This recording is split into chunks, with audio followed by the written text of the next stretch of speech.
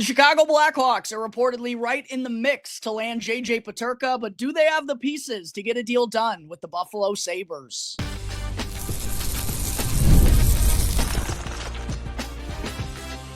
You're Locked On Blackhawks, your daily podcast on the Chicago Blackhawks, part of the Locked On Podcast Network, your team every day.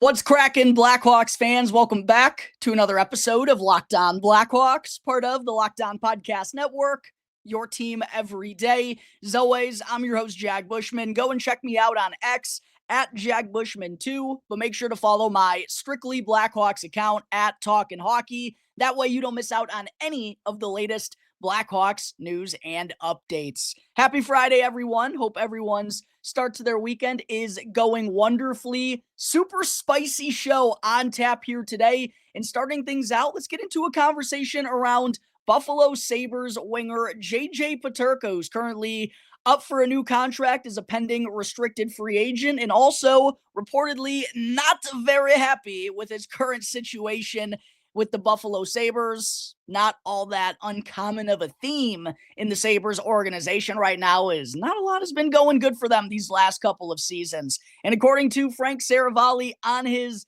Daily Face-Off Rundown podcast, our Chicago Blackhawks are among several teams squarely in the mix for Peterka. And I actually just talked on yesterday's show about the Blackhawks perhaps trading down from the third overall pick in the 2025 NHL Draft if they could find a difference maker to bring in that also kind of fits their age range. Well, JJ Peterka certainly would fit that mold. And for those of you who haven't been keeping up with what's been going down with the Buffalo Sabres or watching a lot of their games the last few years, I certainly don't blame you, but wanted to get into a little bit of a breakdown on JJ Peterka and what he brings to the table, considering the Blackhawks are right there squarely in the mix to acquire him from the Buffalo Sabres. He's a 23-year-old former second-round pick for Buffalo back in 2020, 34th overall, so a high second-round selection. 6 foot, 189-pound winger who had a really sharp season, 68 points,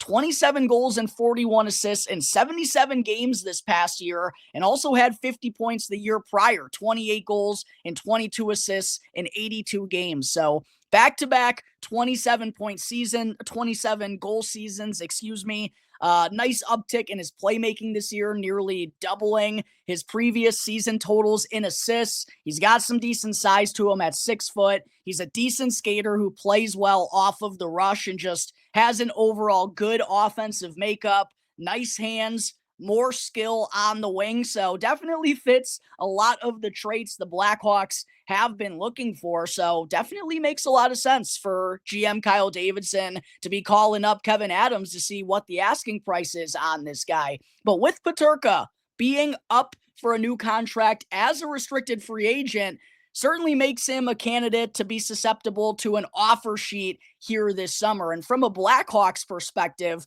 it would be really interesting to see if they want to get involved in the offer sheet route here this summer. Personally, I don't expect that to be the case because any offer sheet they'd give out at a reasonably high price would command an unprotected 2026 first-round pick. And given some of the other rumblings we're hearing around the Blackhawks, doesn't sound like they're going to be all that active in the free agent market. Sounds like next year they're really wanting to give the kids, Connor Bedard, Frank Nazar, Sam Renzel, Artem Levshinov, all those guys, the lion's share of the opportunity. So pretty unlikely the Blackhawks are going to make a notable leap in the standings next year. And with that likely to be the result, I doubt they'd want to get rid of an unprotected first-round pick when they're probably going to be in the Gavin McKenna sweepstakes come the 2026 NHL Draft. And with JJ Peterka, because of the last couple of seasons he's had, right? I just mentioned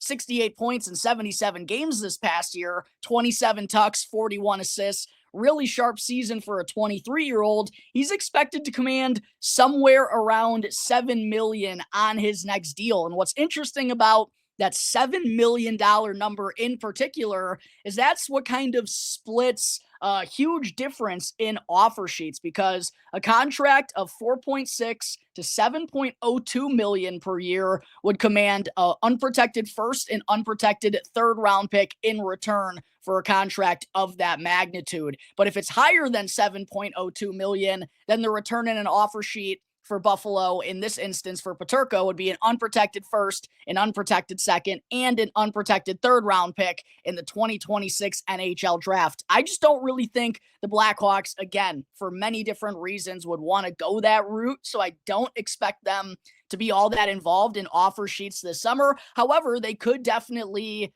offer Kevyn Adams and the Sabres a trade prior to July 1st in order to get this deal done. The problem is with that, Blackhawks fans, while Peterka certainly fits the bill for what they're looking for, and I'm glad to hear Kyle Davidson calling up the Sabres on the phone to go and get this guy. The problem is, Blackhawks fans, according to Scott Powers of The Athletic in his recent podcast that he did with Mark Lazarus for The Athletic, he mentioned that the Sabres are looking for pieces in return for Peterka that'll help their team right now. And the Blackhawks just don't necessarily have that. Maybe, someone like Connor Murphy, but I don't think that's going to move the needle for the Sabres, even if they need a right-handed defenseman. And just looking at some of the pieces on the Blackhawks team that maybe could be involved in this trade, Ilya Mikheyev, maybe. He's got a no-movement clause. Tyler Bertuzzi, Teuvo Teravainen, those guys all have no movement clauses in their contracts. And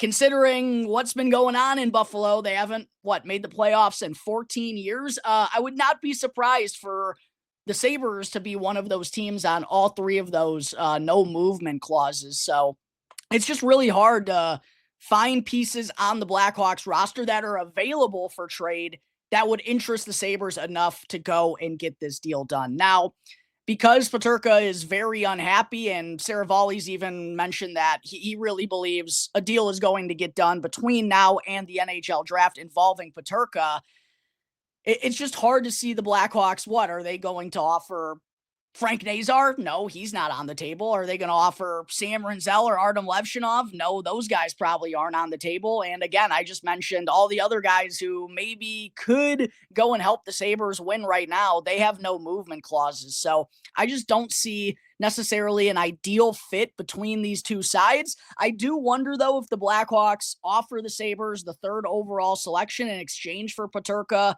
along with maybe their late first round selection this year or a high second round selection this year or in a following season, along with one of their defenseman prospects.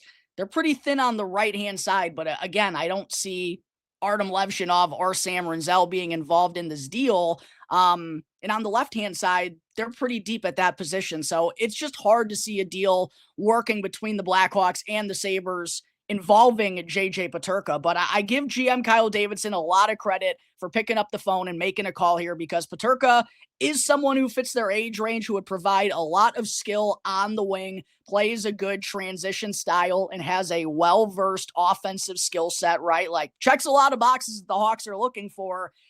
It just feels complicated to get a deal done with the Buffalo Sabres. But maybe GM KD can work his magic with Kevyn Adams and get a deal done. I'm sure there will be more updates on the JJ Peterka front within these next 5-6 days before the NHL draft gets going. And when those come out, I'll make sure to touch on them right here on Locked On Blackhawks. But those are my full thoughts on whether the Blackhawks can pry JJ Peterka from the Buffalo Sabres. I would absolutely love them to, and I wouldn't be scared of giving him a $7 million contract for a handful of seasons. He's got a good offensive makeup, and I think would mesh here really nicely. I just think it's going to be hard for Kyle Davidson to get a deal done. We'll see if he can work his magic, though. But coming up in just a moment, Blackhawks fans, got to dive into Victor Eklund's 2025 NHL Draft Profile. But first, I do got to talk to you all real quick about Wonderful Pistachios. Are you looking for a snack that's both delicious and nutritious? Well, then go and crack into a great source of protein with Wonderful Pistachios. And Wonderful Pistachios is one of the highest protein nuts with each 1 ounce serving having 6 grams of protein, giving you over 10% of your daily nutritional value. Plus, they're packed with fiber to help keep you feeling fuller longer. And who doesn't love a good pistachio? I know I certainly do. I could literally sit there eating them and cracking them all day long, and that satisfying feeling of cracking open each shell, it's like a perfect mini snack meditation. And whether you're running between meetings or dropping the kids off at practice or school, wonderful pistachios are the snack that works as hard as you do. So get snackin' and get crackin' with the snack that packs a protein punch by visiting wonderfulpistachios.com to go and learn more. Again, that's wonderfulpistachios.com to check it out today. Before I get into segment 2, a quick reminder to be on the lookout for tomorrow's episode, where I'll go through daily faceoffs trade target board of the summer to see which players could make sense for the Blackhawks to acquire in the trade market, in addition to someone like JJ Peterka, who I just broke down in segment 1. But for segment 2 on today's show, it's time to keep the NHL Draft Profiles rolling, as we're now just 1 week away, Blackhawks fans. And there's obviously been some smoke around whether the Hawks will trade back from number 3. That's why I'm super glad to be getting into players like Brady Martin, Jake O'Brien, and Roger McQueen here on the show. Because, hey, listen, the Buffalo Sabres, they have the 9th overall pick in the 2025 NHL Draft. If GMKD can somehow find a way to get a deal done for JJ Peterka, maybe Buffalo winds up with pick number 3. Maybe the Blackhawks wind up with pick number 9. You never know how these things are going to turn out. And that would put the Blackhawks, of course, in an entirely different range here in the 2025 NHL Draft. So that's why it's always worthwhile to go through players, even in projected different ranges. Today, I'm going to be keeping on with that theme, diving into 18-year-old Victor Eklund, who, like Roger McQueen, I actually believe they were born one day apart from each other, but both of those two turned 18 in early October last fall, so two of the older prospects in the 2025 draft class. But Eklund is a 5'11", 172-pound winger who played alongside fellow 2025 draft class member Anton Frandell in the Hockey Allsvenskan League, the second-tier professional league over in Sweden. And like Anton Frandell, Victor Eklund put up some really savvy numbers in the Hockey Allsvenskan League this year. 31 points, 19 goals, and 12 assists in 42 games against grown men as an 18-year-old, and the third best point per game in the Hockey Allsvenskan League of any draft-eligible player, behind only Anton Frandell, who set the record this year, and William Nylander, who's, of course, one of the best point producers in the entire NHL, while Eklund was also ahead of guys like David Pastrnak, Philip Forsberg, and Elias Pettersson. Ever heard of them? So some really good stuff from Victor Eklund here this season. He also recorded 6 points, 2 goals, and 4 assists in 7 games while playing for Team Sweden at the U20 World Juniors. And even the year prior, Eklund had 25 points, 7 goals, and 18 assists in 30 games in Sweden's U20 league as a 17-year-old. And at that same age was already getting his feet wet in the Hockey Allsvenskan League and hanging in there all right, putting up 4 points, 1 goal, and 3 assists in 15 Hockey Allsvenskan League games, again, as a 17-year-old. So it's been a swift last couple of years for Victor Eklund to get him to this point. Diving into the rankings from top scouts and analysts in the industry, Elite Prospects has Eklund ranked 9th. Bob McKenzie has him ranked 8th. Craig Button has him ranked 10th. Tony Ferrari, I feel like going through each and every one of these prospects, he's the most likely of the group that I like to mention here on the show to steer away from kind of what everyone else is thinking. That happens again here with Victor Eklund, as Tony Ferrari is the highest of anyone on this kid, having him ranked 4th in the 2025 draft class. McKean's Hockey has Eklund ranked 8th, as does Chris Peters. Daily Faceoff has him ranked 9th, and then Dobber Prospects has him ranked 5th, while the Hockey News has him ranked 6th. So top 10, according to all the scouts and analysts that I regularly mention here on the show. And let's go and find out why. It's easy to see why when watching Victor Eklund and diving through his skill sets. The first thing that I want to bring up about this kid in terms of his strengths It's honestly almost everything. He's truly one of the most well-rounded players that I've covered in the draft. And I think that's even more impressive considering the tape we're watching is him playing against grown men. Yes, it is the second professional league over in Sweden, but still playing against grown men, older and more physically mature competition. And he still is able to have this well-rounded skill set. Super, super impressive to me. And, when we see guys dominate, in the OHL, you love to see them dominate. Victor Eklund maybe didn't have the incredible point totals because he was playing in a grown man's league, but still was able to put up 31 points in 42 games while also contributing, as I'll get into here in just a moment, in lots of different ways all over the ice. But one of his best attributes is definitely his skating. I don't know if he's like the best or the fastest skater in this draft class. He doesn't have like the highest top speed, but he's a very swift and natural skater, plays with pace, plays in transition, very strong off the rush. And I'm really impressed by his edge work too. His stop and starts to go and change direction, or when a play kind of change its course, he's able to adjust and move on a fly to go and hound down a puck carrier, to go and pick up a loose puck to make something happen on the offensive side of things. Just very quick on his feet, very agile, good edge work, can change direction very fast. All in all, a very good skater. And then I would say he's a really strong shooter. I think there's a chance this could be his best attribute at the next level on the offensive side of things. He's got a very natural shooting mechanic, very quick release as well. Reminded me of Roger McQueen's a bit, and just how fast it jumps off of his stick. Definitely one of the best releases in this draft class, and has both good power and accuracy. I really believe he has a shot that's going to translate well to the next level. And as an 18-year-old, again, in the Hockey Allsvenskan League, he shot 17% this year, which is very, very impressive.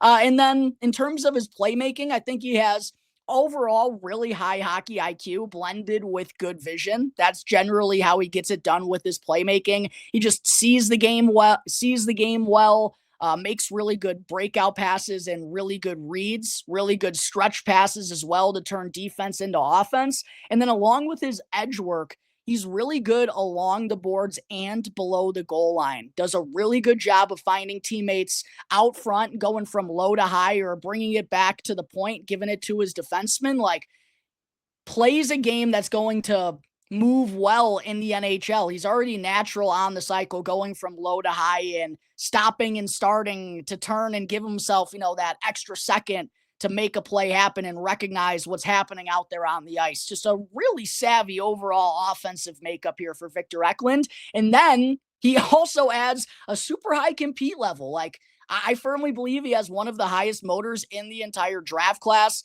He's always working hard. He's always finishing his checks, forcing turnovers, good on the back check, 200-foot play. Like, you're getting effort out of Victor Eklund every time he's out there on the ice. And then I also think one of the more underrated parts of his game is his stick handling and his puck control, right? For an undersized guy, again, 17, 18 years old, playing grown men, is really strong on the puck, is able to keep it on his stick, and also matches that with some really good dangling, some really good hands. He's not at like Porter Martone's level or anything, but is capable of carrying the puck through the neutral zone and lugging the mail for his squad, even at the wing position, which I think is really impressive.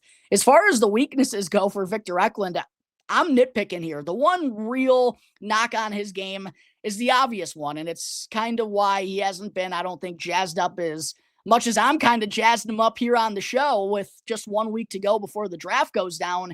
It's because of the size. It's because he's only 5'10", 170 pounds.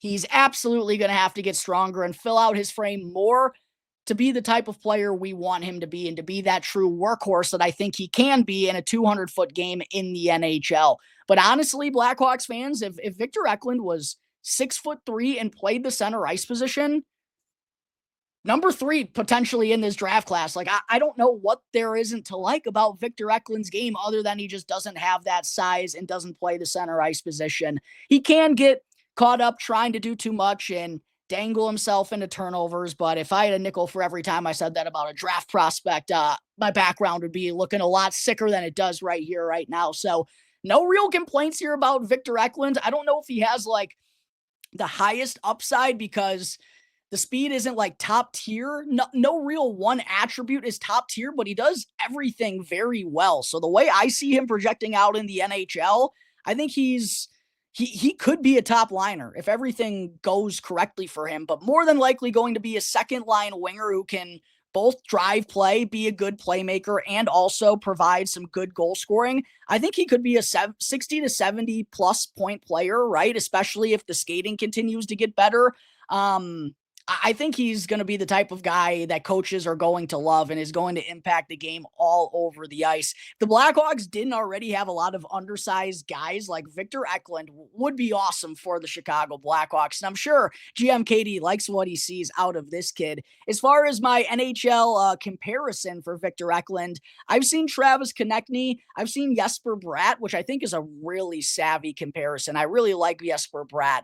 The one that I've kind of compared him to is Seth Jarvis. I see a lot of Seth Jarvis and Victor Eklund. Maybe not, again, like the highest point producing guy on the team, but someone who's going to have his fingerprints all over the success of the squad, especially if he's able to gain, 10, 15 pounds and get a little bit sturdier. I absolutely love this kid. One of my favorite prospects that I've covered so far in the 2025 draft class. And hey, if the Blackhawks wind up trading with the Sabres and somehow come away with the 9th overall pick, I would not be mad whatsoever about Victor Eklund, even if he would be another undersized player in their forward group. But that's going to take care of Victor Eklund's 2025 NHL draft profile. Let me know down below in the comment section, Hawks fans, if you're as high on Victor Eklund as I am, if you think I'm doing a little bit too much, blowing smoke in his direction. Give me your honest take on Victor Eklund in the comment section. And also, let me know your thoughts on the JJ Peterka situation. You think the Blackhawks are going to be able to pry him from the Buffalo Sabres? I just see it a little bit hard pressed, but maybe they'll be able to get it done. Give me your full thoughts down below in the comment section. But that wraps up Victor Eklund's 2025 NHL Draft Profile. But don't go anywhere, Blackhawks fans, because I still have to talk about Jonathan Toews, Captain Serious, finally making his return to the NHL, and we know where it's going to be.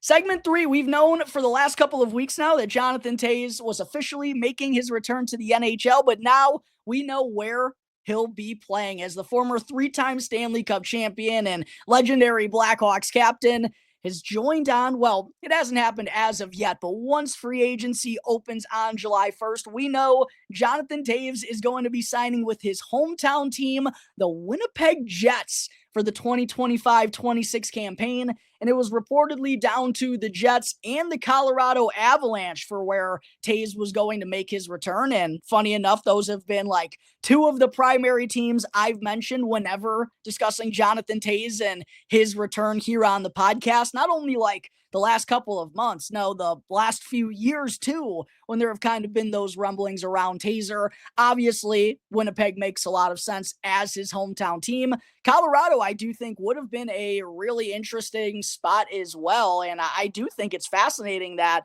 a team like Colorado, even though Mikko Rantanen is not there, there's a little bit of a change for the organization. I feel like Colorado probably would have given Toews the better chance, the more true chance to go and win a Stanley Cup this season. And we know that's the ultimate goal if he's returning to hockey, is to try to win one more Stanley Cup. But I guess that hometown narrative was just pulling his heartstrings a little bit too much. And hey, they did, after all, win the President's Trophy this last season. Unfortunately, their postseason struggles continued, even though they had an epic Game 7 victory on home ice over the St. Louis Blues.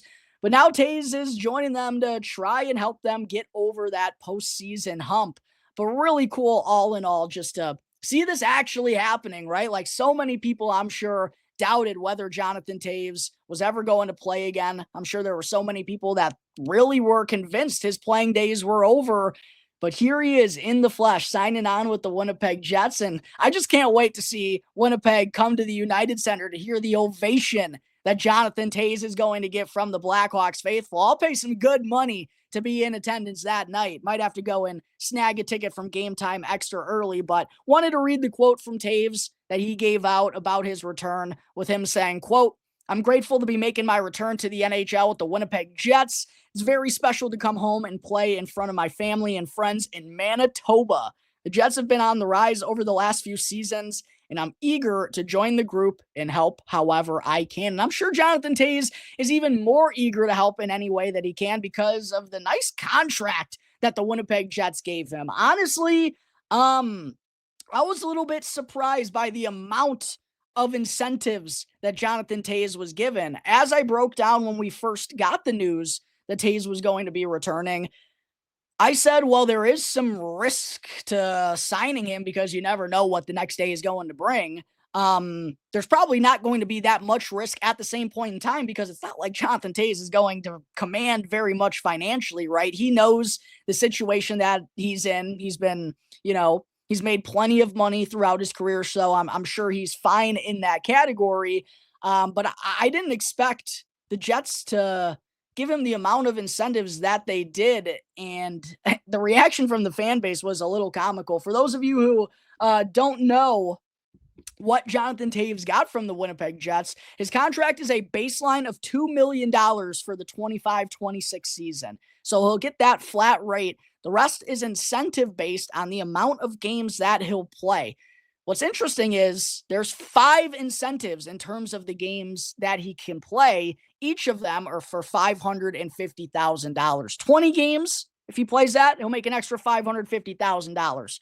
30 games, he'll make another $550,000. 40 games, another $550,000. 50 and 60 games as well, he'll make another $550,000. In addition to some playoff incentives. If the Jets make the playoffs and Toews plays in 50-plus games, that'll get him another $500,000. The Jets win a first-round playoff series and Toews plays 50% of games. That'll be another $250,000. Same with the second-round series. They win in the second round. That's $250K. If the Jets win in the third round, that's another $250K. And if they wind up winning the Stanley Cup and Jonathan Toews plays in 50% of the games, that will net him another $1 million. But taking away the postseason performance bonuses, or incentives, I guess I should say, if Jonathan Toews plays 60 games for the Winnipeg Jets this year, he'll get around $4.75 million. And if the Winnipeg Jets qualify for the Stanley Cup playoffs, he'll get $5.25 million. That was just more than I was expecting Jonathan Toews to get. I was guessing it would be right around half of that. Like, at maximum, Jonathan Toews would be making $3 to $4 million this year. But hey, credit to his agent, Pat Brisson, for being one of the best in the business and maximizing on this opportunity.